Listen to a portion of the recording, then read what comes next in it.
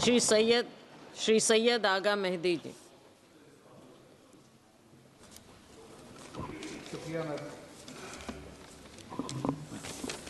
शुक्रिया madam chairperson, आपने इस डिस्कशन में हिस्सा लेने का मौका दिया। जो लेफ़्ट विंग टेररिज्म या एक्सट्रीमिज़म जो भी आप नाम दे उसके हवाले से हो रहा है,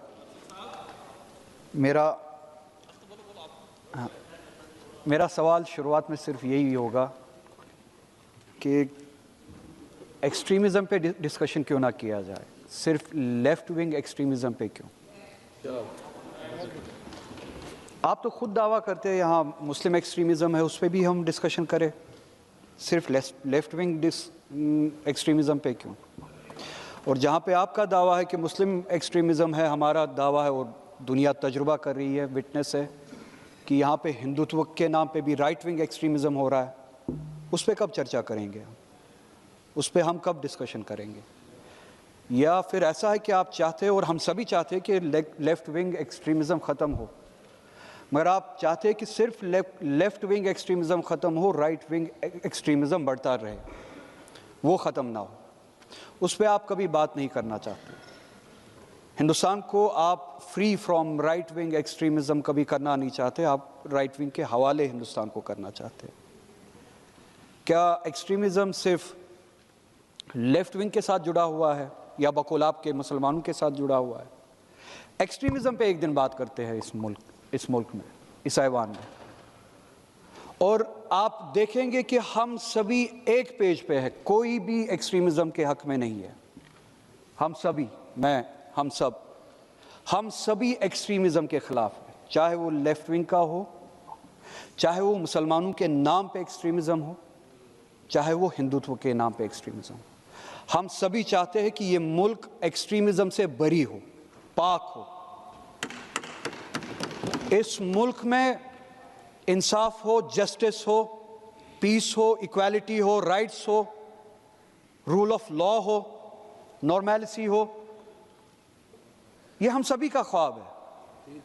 आपका ख्वाब किस्तों में क्यों है? आपके ख्वाब में बायस क्यों है? आपका ख्वाब एजेंडा ड्रिवन क्यों है? या शायद जैसे कि स्टैटिस्टिक्स बताते हैं और साबित करते हैं कि एक तरह की एक्सट्रीमिज़म से आपकी सियासी दुकान चलती रहती है। लेफ्ट विंग एक्सट्रीमिज़म, सिर्फ नाम यूज़ करता हूँ, एक्सट्रीमिज़म ख़त्म होना चाहिए, मगर उसके पीछे जहाँ से वो एक्सट्रीमिज़म पनपता है एक नाइंसाफ़ी है, सोशल नाइंसाफ़ी, इकोनॉमिक नाइंसाफ़ी, हिस्टोरिक पॉलिटिकल नाइंसाफ़ी। एक्सट्रीमिज़म को छोड़ के और एक्सट्रीमिज़म को ख़त्म करके क्या हमने उस नाइंसाफ़ी को एड्रेस किया है? जिन सोसाइटीज़ से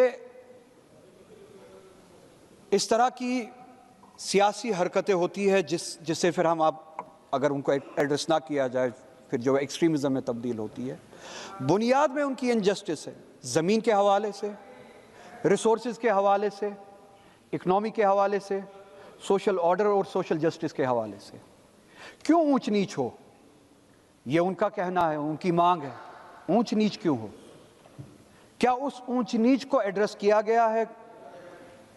क्या उस डिवीजन को ख़त्म किया गया है? क्यों रिसोर्सेज को किसी इंडस्ट्रियलिस्ट कैपिटलिस्ट के हवाले किया जाए? ये उनकी मांग है। क्या उनके रिसोर्सेज उनके हवाले किए गए हैं? क्या उस इनजस्टिस को ख़त्म किया गया है? डिस्कशन उस पे हो। मार दाड़, मारना, मरना, ये सब होता आ रहा है, अल्लाह करे कि ये सब ख़त्म हो। हमने भी कुर्बानियाँ दी है। मेरे घर में इस एक्सट्रीमिज़म का नतीजा है, मेरे वालिद को कत्ल किया गया एक तरह के एक्सट्रीमिज़म में। हम उस एक्सट्रीमिज़म के ख़िलाफ़ लड़ते आ रहे हैं, खून देते हैं।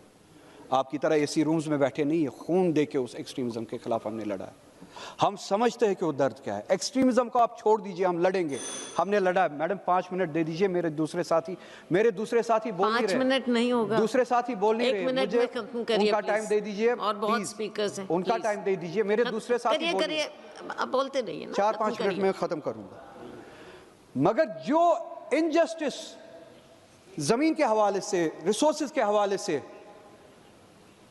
जिस इनजस्टिस के खिलाफ वो सोसाइटीज़ जहाँ पे आप ये लेफ्ट विंग कहते हैं, क्या उस इनजस्टिस को ख़त्म किया गया है? नहीं, बल्कि आप देखते हैं कि उस तरह की इनजस्टिस को दूसरी रीजन्स में बढ़ाया जाता है। آج آپ کی نظر کشمیر کے ریسورسز پہ بھی ہے انڈسٹریلزم کے حوالے سے یا کیپٹلزم کے حوالے سے. 370 نے ہمیں وہی پروٹیکشنز دی تھی, زمین, ریسورسز. ایک دن ایسا آ سکتا ہے کہ کیپٹلزم کی نظر ہوگی ریسورسز پہ, ہماری حالت چھتیس گڑھ جیسی نہ ہو, اڑیسہ جیسی نہ ہو, ان جیسے علاقوں جیسی نہ ہو. اسی لیے ہمیں کانسٹیٹیوشنل پروٹیکشن ملی تھی 370 کے حوالے سے. آپ نے اکھاڑ کے پھینک دیا. پتہ چلتا ہے کہ آپ کی نیت کشمیر میں بھی وہی ہے جس ناانصافی کے خلاف یہاں پہ لڑا جاتا ہے. دوسرے قسم کا extremism, 2 minute madam, right wing extremism.